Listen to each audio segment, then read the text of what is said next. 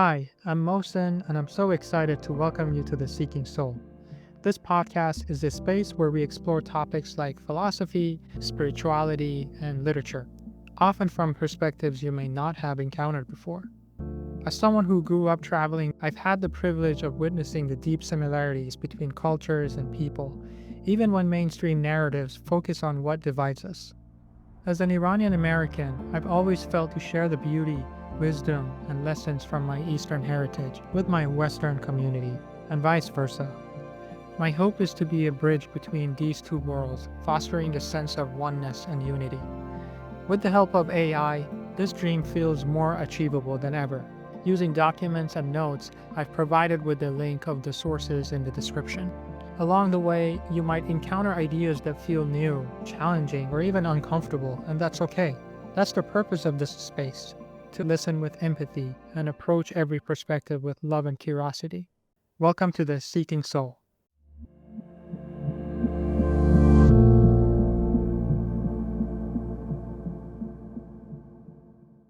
Welcome, everyone, to a deep dive into Erfan mysticism. We have some really interesting source material for this one. Yeah, it looks like we've got a transcribed lecture and an explainer document. It does. Mm. And I have to say, I'm already fascinated by this whole idea of exploring the human journey towards unity with the divine through this uniquely Islamic lens. Right. And what's really cool is how these sources all seem to circle back to a few key themes. Like what? Well, we see a lot about the significance of Bismillah in the name of God, not just as like a phrase you say, but as a concept that kind of underpins this whole journey. I see. And then there's this interplay between Kathrat representing multiplicity, like the diversity of existence, Okay. and Wadat signifying unity, which seems to be what Irfan is all about, uncovering that underlying unity. Right. And of course, we can't forget the role of love and self-awareness. Yeah. And what really struck me was how the lecture, it frames Erfan not as just some set of beliefs, but as a way of life. Yeah. Like, how do we actually put these principles into practice Yeah. in our everyday actions? Yeah. Yeah. And the lecture starts in such an interesting way. It starts with Bismillah, but not in like a rote or habitual sense. Yeah. It's presented almost as a challenge. Like, are we really embodying that connection to the divine in our actions? I get that. It's Yeah. like when we make a resolution to eat healthier Yeah. and then immediately reach for the donuts, it's easy to say the words, but aligning our actions with those words, That's the hard part. that's where the real work begins, Yeah. It seems like Erfan is all about bridging that gap. between intention and action. Exactly. Yeah. And one concept that really stood out to me was this idea of the wudu of love. Voodoo of love. Yeah, it's presented as like a spiritual cleansing Mhm. to prepare for this journey towards unity. That's an interesting concept, Yeah. especially when you think about the ritual ablution in Islam, taking that idea of purification and applying it to our inner selves. Like our hearts need cleansing before embarking on this spiritual journey. Exactly. It's about preparing ourselves, mind and spirit, for this path. And the speaker uses a really vivid analogy to describe where this path leads. Oh, yeah. What's that? They describe humanity as being caught between angels and donkeys. When I first read that, I thought I had missed something. Uh-huh. It's not your typical spiritual imagery. It's not. Yeah. But the more I thought about it, the more I appreciated the depth of it. It's brilliant. It captures this internal struggle we all experience, Oh. you know?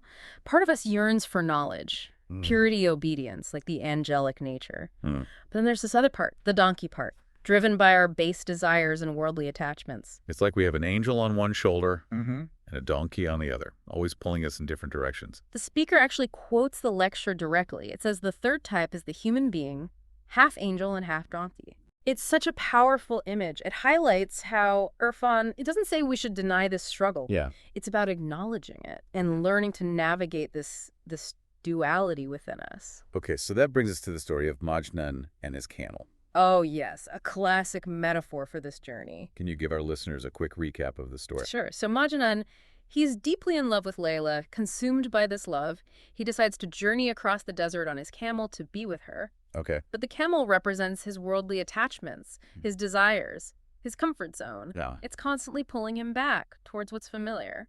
delaying his journey toward Layla, who symbolizes the divine in this context. I see. So it's not about physically abandoning our responsibilities or loved ones. It's about recognizing the attachment that hold us back from seeking unity with the divine. Erfan suggests that true detachment, it's about shifting our relationship to those things. Finding a balance between our worldly engagements and our spiritual aspiration. Exactly. And this leads to another important theme.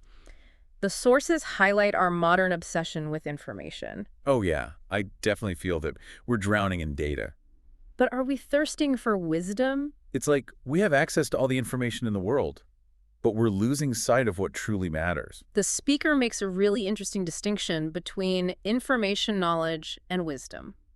Okay. They refer to these as ilm, knowledge, and wisdom. So ilm is like raw data. Yeah. The facts and figures. Right. And then knowledge is about taking that information and organizing it, creating a framework for understanding. But that's still not enough, is it? Because then we have wisdom, which is about integrating that knowledge into our very being. So it's not just what we know intellectually. It's about embodying that knowledge, letting it shape our character, our actions, our way of life. It's a challenge to the way we often approach learning. It is. It's about moving beyond simply acquiring information and striving for a deeper, more holistic understanding. That permeates every aspect of our lives. It prompts us to ask ourselves, are we truly wise or just well-informed? That's a question I'm definitely going to be pondering. Me too. If Erfan is about this journey towards a more unified life, what does that actually look like? Yeah. What are the hallmarks of someone who's achieved this state of unity? The sources describe a unified being called an arif, is someone who's attained a state of profound unity with the divine. Okay. Perceiving the interconnectedness of all things and living in alignment with that understanding. So it's more than just like inner peace or something. It's not just a vague feeling. There are specific qualities. They experience a heightened sense of joy, a deep alignment between their thoughts and their actions, and a liberation from fear and sorrow. That sounds pretty appealing. It's like a blueprint for a truly fulfilling life. But what does it actually mean to experience everything as an act of worship? That's a beautiful concept. Imagine washing dishes not as a chore, but as a mindful act of purification, acknowledging the blessing of clean water and nourishment. I see. It's about bringing that level of awareness and intention to every aspect of life. Recognizing the divine presence in every moment. Exactly. And that's the transformative power of Erfan. Seeing the world through that lens of unity. Recognizing the sacredness of all creation and living in harmony with that understanding. That's powerful. And what I really appreciate is that the sources, they don't just leave us with these lofty ideas. No, they give us practical steps to help us embark on this journey towards unity. And it's not all about seclusion and rituals. There are things that resonate with anyone seeking a more meaningful life. Absolutely. The steps outlined are surprisingly relatable, even for someone who might not be particularly religious. So let's dive into these steps, starting with this idea of seeking a spiritual guide. Or as sahibi dillo, as it's referred to in Erfan. It's like having a mentor for your spiritual journey. Exactly. Someone further along the path who can offer guidance, wisdom, support. This concept of mentorship is so valuable in any area of life, whether it's our careers, relationships, spiritual pursuits. It's about recognizing that we don't have to navigate this journey alone. Seeking wisdom from those who've walked the path before us. Exactly. And along with seeking guidance, Erfan emphasizes the importance of our companions.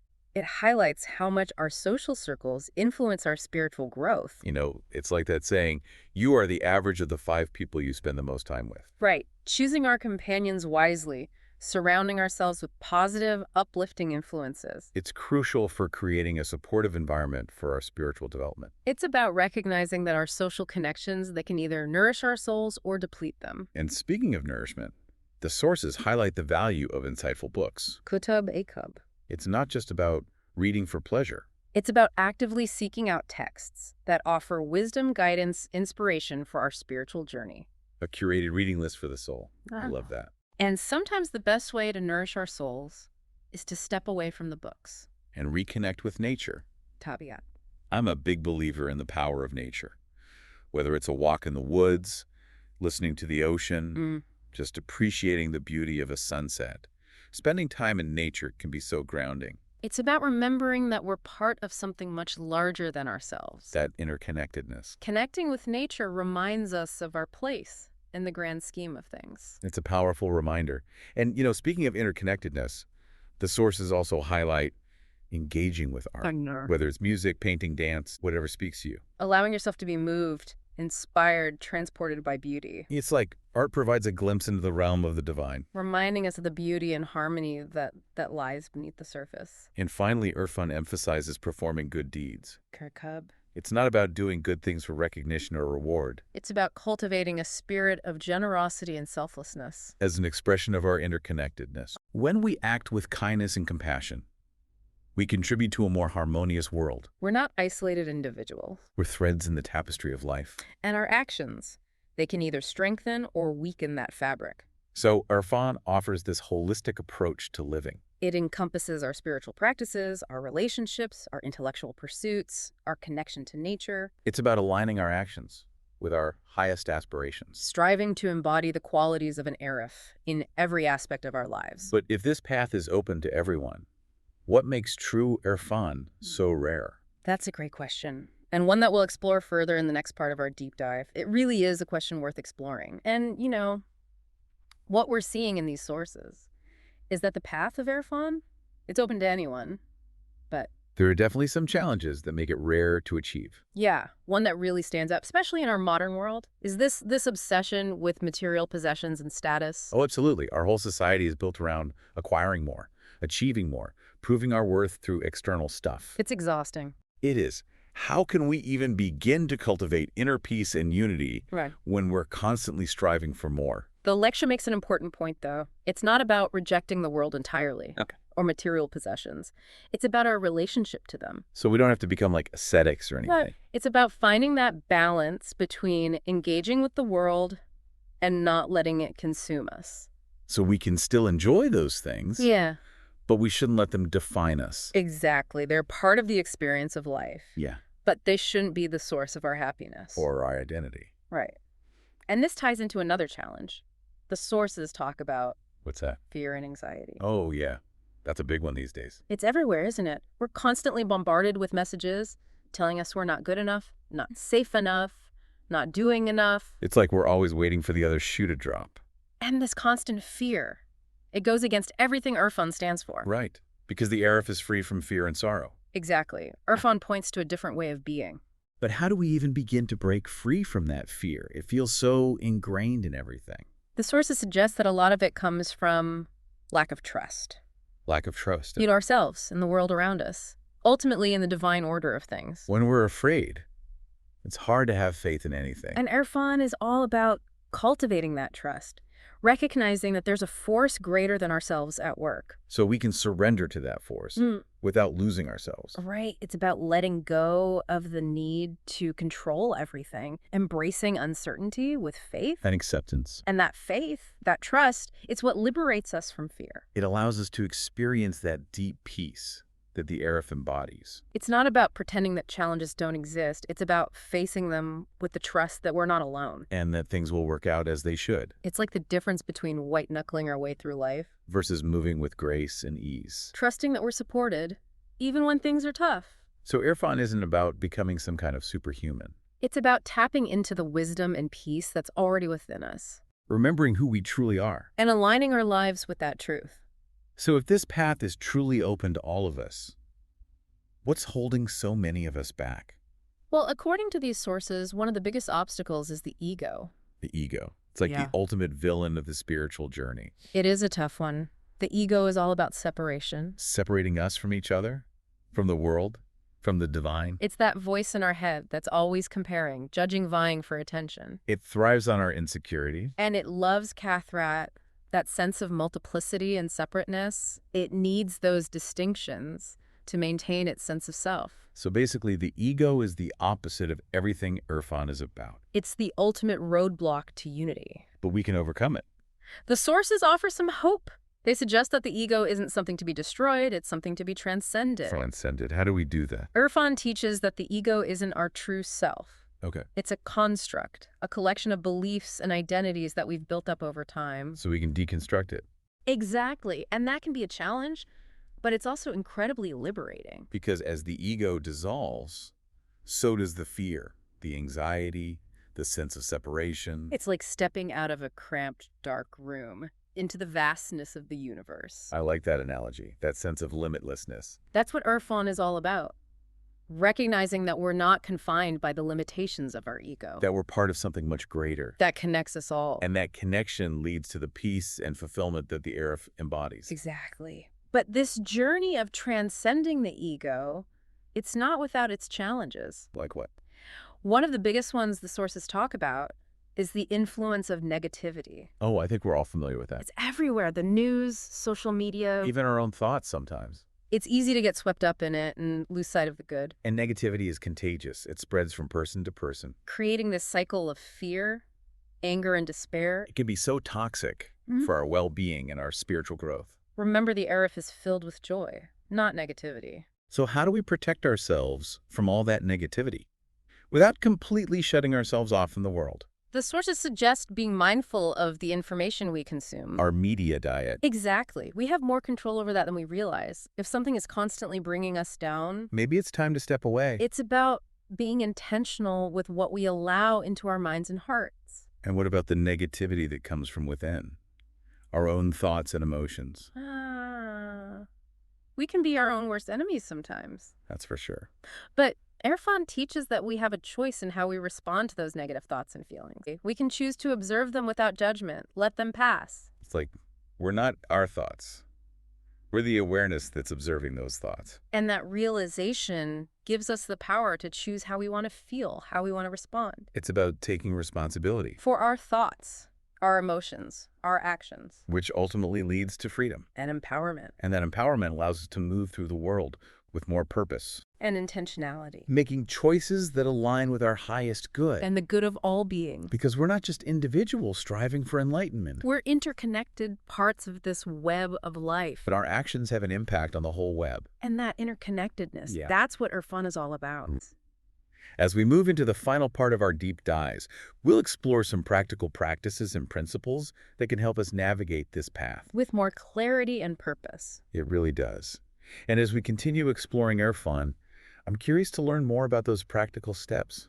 The things we can do to cultivate this sense of unity in our everyday lives. We talked about seeking guidance, connecting with nature and art, performing good deeds. Are there any other practices that the sources emphasize? One that comes up a lot is gratitude. Gratitude. That makes sense. When we're focused on what we're grateful for, it's harder to get caught up in negativity. Exactly. Gratitude. It's like an antidote to that constant wanting more. Right. It shifts our focus from what we lack to what we already have. It's about appreciating the blessings in our lives, big and small, even when things are tough. And that appreciation, that thankfulness, it opens us up to a deeper connection with the divine. And the more we practice gratitude, the more we realize those blessings are everywhere. They really are. In the warmth of the sun, the laughter of loved ones, the beauty of a sunset, seeing the magic in every moment. And that shift in perspective, that sense of wonder, it's a big part of Erfan, isn't it? It is. It's about reconnecting with that childlike curiosity, that appreciation for the beauty and mystery of life. Like seeing the world with fresh eyes. Exactly. And we can cultivate that sense of wonder through practices like meditation and mindfulness. So quieting the mind, focusing on the breath, being present in the moment. Exactly. And these practices, they're not just about relaxation, although that's a nice bonus. They're about cultivating a deeper connection with ourselves and with that divine presence that permeates all things. So Erfan, it's not just a destination. It's a way of life. It is. It's about bringing awareness, intentionality, gratitude to everything we do. Cultivating a sense of wonder, appreciating the present moment. And trusting in that divine order, even when we don't understand it. You've got it. It's about recognizing that we're not alone on this journey. We have guidance from the divine, from the wisdom traditions, from each other. We're all part of this tapestry of life, interconnected. Essential to the whole. And the more we embody these principles of Erfan, the more we contribute to its beauty and harmony. It's an inspiring vision.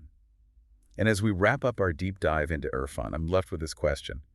If each of us is a unique expression of the divine, a thread in this magnificent tapestry, what kind of thread are you weaving? What colors are you bringing to this grand design?